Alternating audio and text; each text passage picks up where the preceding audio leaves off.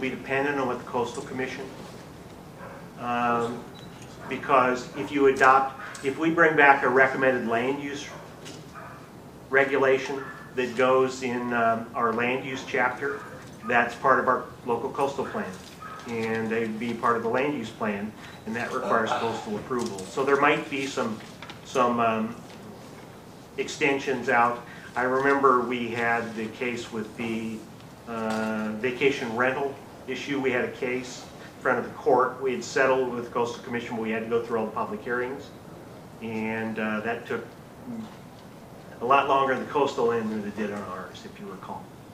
So with that, I'm free to answer any questions. You've got speakers, and okay, thank you very much.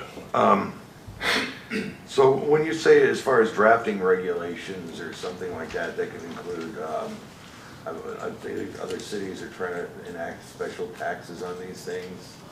So, I mean, it would allow us to look into doing things like that too? Well, there are a couple things, and that's another case that was decided yesterday, you could have administrative fees, because from what I've seen so far about this subject matter, and we've been keeping up with this because we go to League of California Cities events all the time, and so this, while it's just new in this town, it's not new to our office.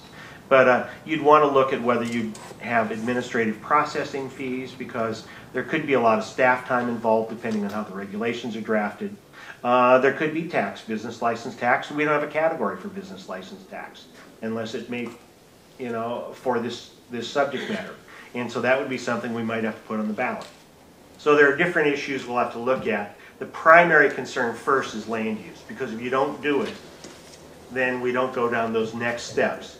But it's a multi-step process on any new type of use, whether it's this, whether it's any other new type of business that you would have in town, that you have to figure out the extent to which you regulate it, the extent to which you incur administrative costs and debt that you may want to get reimbursement for, and the extent to which it might be a revenue source to the city through taxes or other means. So those would all be encompassed into the process. The first step, though, through this moratorium would be the land use. Thank you. Before I go to public speakers, are any initial questions of Mr. Lowe? Okay, going right into that. Brad Bernhard.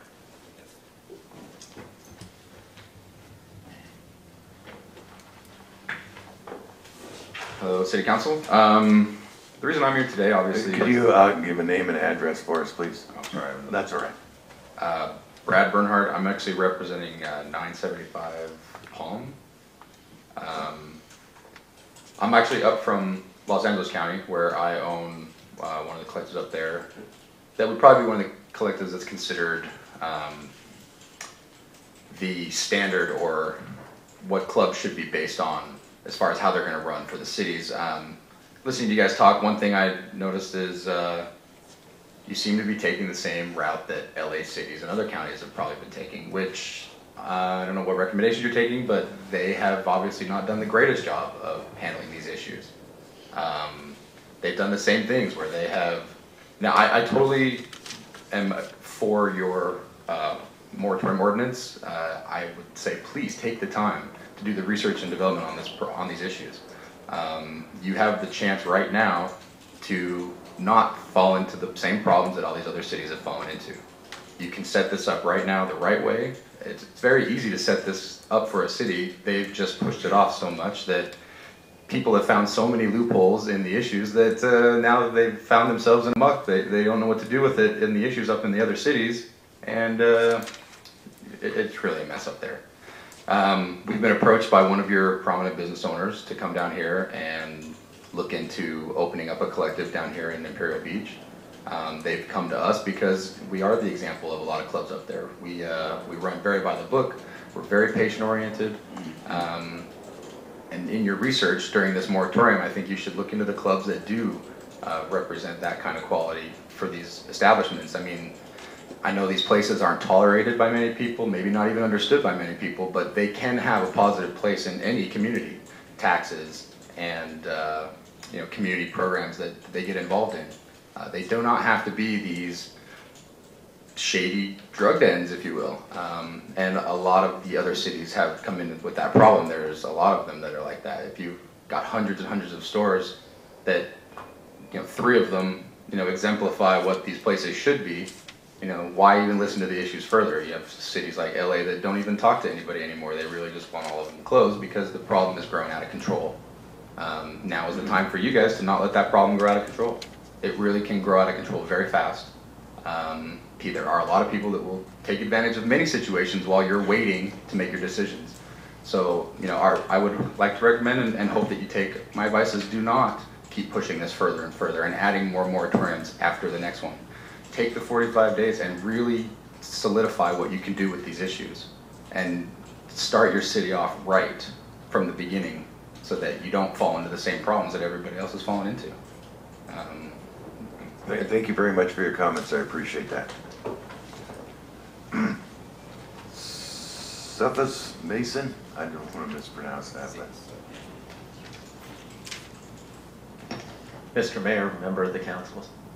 My name is Cephas Mason. It's my family that owns 975 Palm Avenue.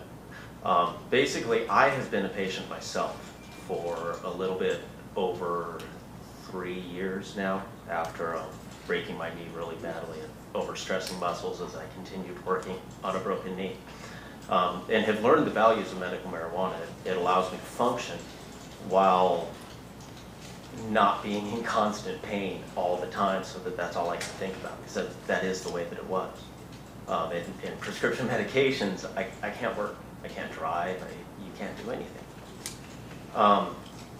As a patient, I've gone to hundreds of collectives in Los Angeles, because Los Angeles and Orange County obviously is the closest to San Diego. And of all of the ones that I have gone to, Care Collective is the only one that has impressed me as far as being run the way it's supposed to be run. The people are there for the patients, they're patients themselves, and it's just set up right. So, and as Brad said, I also am in favor of your moratorium. Please take the time, visit places, talk to people. There are good places and there are bad. Find out who the good places are and enact regulations so that everybody has to run like that.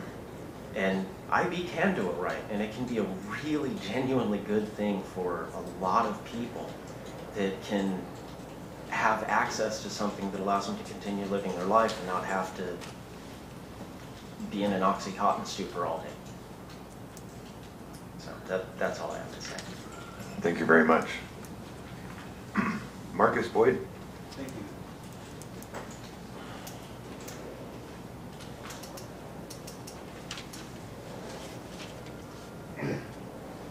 Good evening, Mr. Mayor, City Council members, and the City of Ivy. I'm the unfortunate, I guess you could say, reason that... Oh, I'm so sorry. My name is Marcus Boyd. I'm at 1233 Palm Avenue. I am the founder of South Bay Organic Co-op. And I am the reason that we're all here today on this particular agenda item.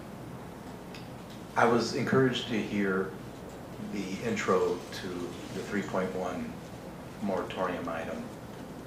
I've listened to several other intros in other neighboring cities, specifically Chula Vista, National City. I did listen. I went to Escondido when they first did theirs, to get an idea of what the cities are thinking and why.